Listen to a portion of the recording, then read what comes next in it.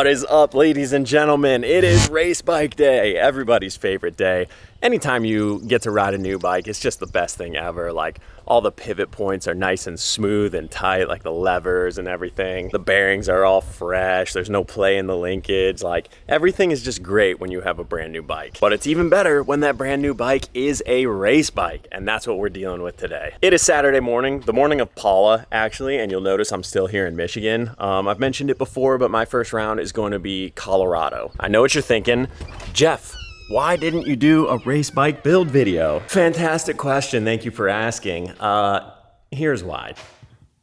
This is the practice bike. As you can see, I just stole all of the old pieces on it to put on, ta-da, the brand new race bike. But yeah, it wouldn't have been a very good build video because, as you can see from the old graphics there, I basically just took everything off the practice bike and put it on the race bike. I have brand new everything to put on the race bike, but obviously just to break it in, we didn't want to put like all the brand new plastic, wheels, graphics, all that stuff on, and then destroy them for like 6 hours of ride time before we actually get to the first race. So despite being brand new, it's looking a little haggard already, which is kind of sad, and it wouldn't have really made for a great build video. So that's why. But nonetheless, it should be an absolute ripper. And I'll just go ahead and do a little walk around and show you guys what all is on it before we actually go to the track. So let's do it. Also, ignore all the mess in the background. I'm working on it. But anyways, starting up on top, we have our regular Renthal 997 handlebars, a little bit taller than a stock bend, but not ridiculous. Those are like my go-to.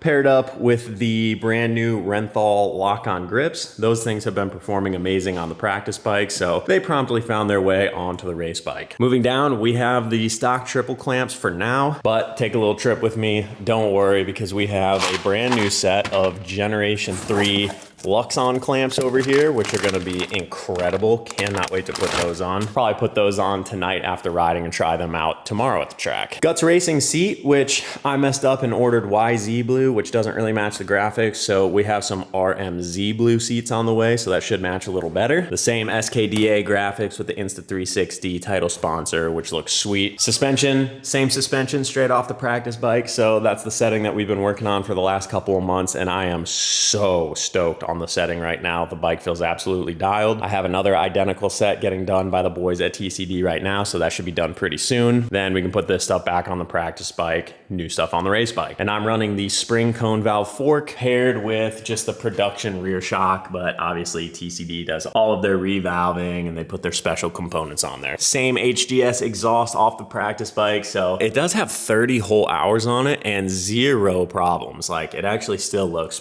pretty dang good for having 30 hours on it. So continue to be impressed with the HGS exhausts. We do have a new one on the way for this bike, and that single exhaust should last us the entire season. So very, very good. Gearing, we're running the Renthal 14 tooth front countershaft sprocket, just like on the practice bike, Renthal chain, and then a Renthal 52 rear sprocket. So that's one tooth longer in the front, one tooth shorter in the rear, which adds up to about 2 teeth longer than the stock gearing. And I think these bikes really benefit from being lengthened out a little bit. Tires, we got the Bridgestone X10. I struggle to call it a sand tire. It's kind of more like a sandy loam tire. It's not quite a full-on sand tire, but it is single-handedly the best tire I have ever used. I thought I was only gonna use it on like the really sandy tracks, but I've been running it everywhere and I have loved it at every single track that I've been to so far. So highly recommend you guys try out the Bridgestone X10. And then that's paired up with the Bridgestone X31 front. We also have a twin air power flow cage, which just gets rid of that mesh and kind of lets it breathe a little bit better. I've got 2 of them. Obviously, one is already in the bike. And then I'm also running Bel-Ray oil in it. You can see all the Bel-Ray goodies in there, just begging to get used up. So far everything I mentioned is what's also on the practice bike. That exact setup is what I've been running for the last 30 hours and it's been freaking awesome. But now we'll get into the stuff that's new, that's not on the practice bike. Starting off with the head. It doesn't really look any different, but inside, my guy Lonnie, who used to work at Championship Power Sports, the dealership that I've been going through since I was on PW50s, he's been building my motors for the last like decade. I really trust that guy. He always does a good job. He now works for the Phoenix Honda racing team. So I guess you could say I have a Phoenix Racing head on this bike. Under the seat, it also has a Vortex ignition, which is tuned, so that should help it rev out a little bit more, and like for Colorado, there'll be an elevation map and stuff like that. So should be a big upgrade. Not sure if you guys will be able to tell, but I have the Twisted Developments exhaust flange on there, which they claim makes a huge difference. I had it on my gas last year, and I really liked what it did for that bike. So just a no-brainer to put it on this one too. Pretty cheap part, and it's supposed to have some good performance benefits, so why not? And then the last thing, I went ahead and put a Recluse Torque Drive manual clutch in this thing. It's not an auto clutch, it's just the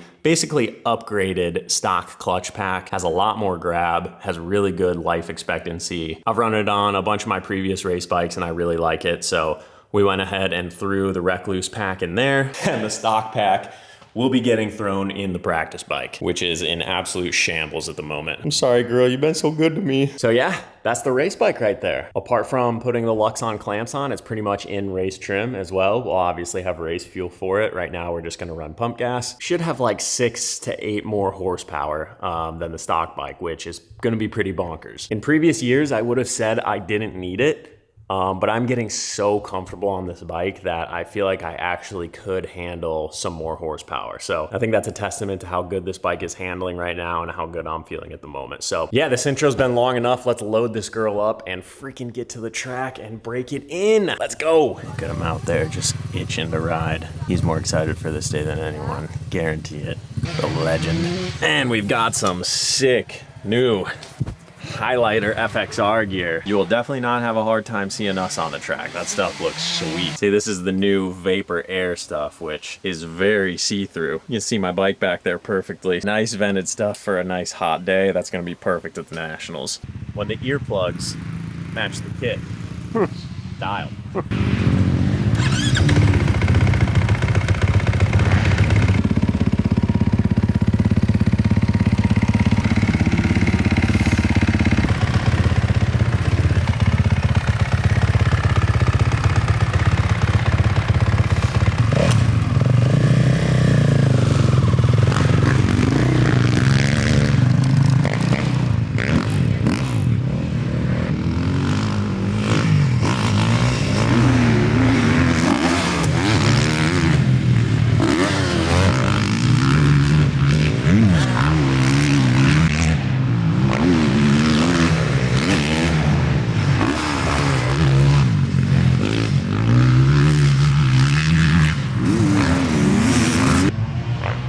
Actually,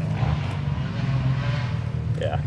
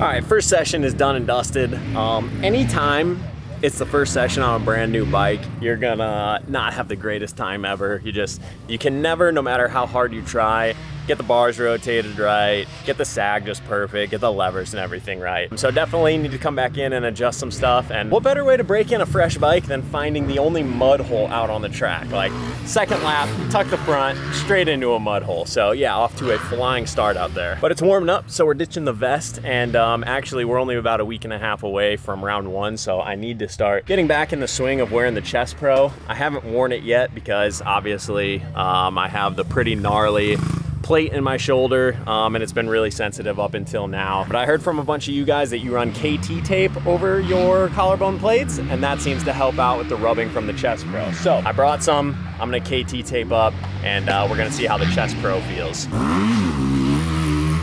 think I'm gonna do 2 strips. We'll see how that works. I will let you guys know.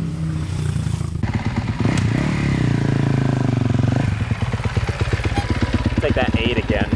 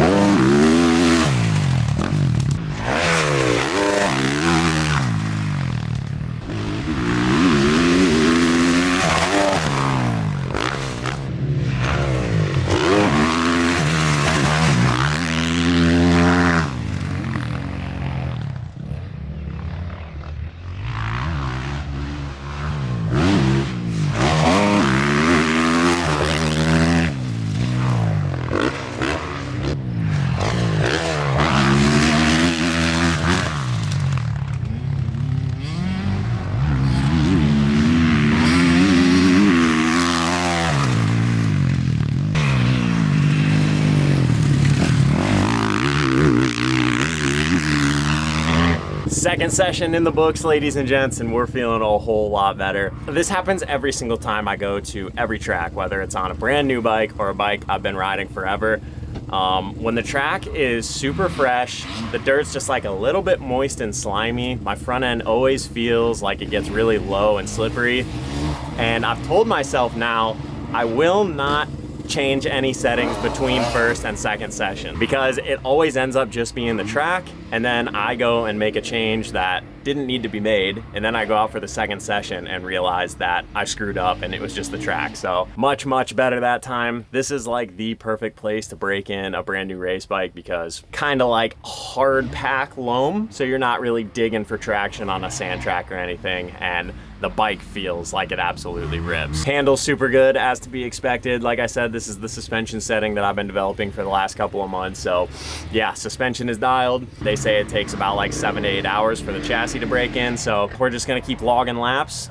Maybe we'll turn up the pace a little bit here and kind of do a little bit of a longer moto. But yeah, things are good so far. And the KT tape, gotta give it up to you guys. You were right, the KT tape really worked. I didn't feel my collarbone rubbing on the chest protector at all out there. So you guys coming in clutch for me, I appreciate that. We're just gonna keep on logging laps. I'll go ahead and throw the Insta360 Ace Pro 2 on the helmet and give you guys an onboard lap. I'll probably upload that entire moto separately so you guys can check that out, but let's get back out there. POV time, we're gonna run the ND16 filter on there and lock the shutter at 1/100, so we'll get a little cinematic motion blur out there. We got some nice sunshine out today, so we had to darken that lens up quite a bit. But best part about this thing, you guys can see I just have this all tightened down and it's a quick release. Just snaps on like so. So I basically always have the perfect angle. So one of the dialed things about the Ace Pro. But yeah, let's go ahead and enter POV mode.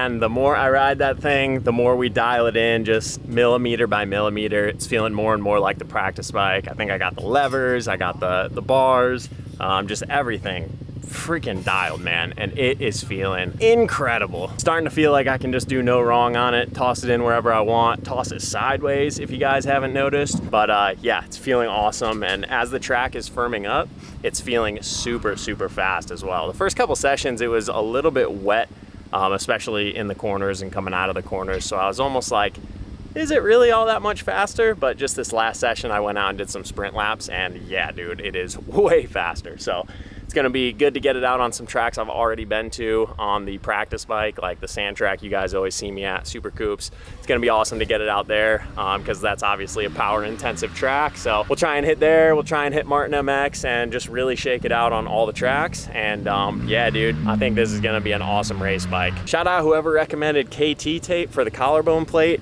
Dude, I didn't feel it at all. So yeah, super nice there as well. I'm glad I'll be able to run the Chess Pro. I did not want to go without that thing for the Pro Nationals. The roost off of the Star Yamaha 450s does not feel very good. So yeah, stoked guys. There's probably gonna be 1 or 2 more vlogs before we head out to Colorado, but it is gonna be here before we know it. Couldn't be happier. I finally feel like I'm ready for the season for the first time in like 3 years, you know? Not gonna go over all the stuff that happened last year and the year before that, but all that's behind us and feeling ready this year. So super excited. Hopefully you guys are excited to see how we do at Colorado. Hopefully I get to see some of you there. And yeah, it's gonna be an epic time. So thank you very much for tuning into this video. We'll see you guys at the Pro Nationals. Peace out.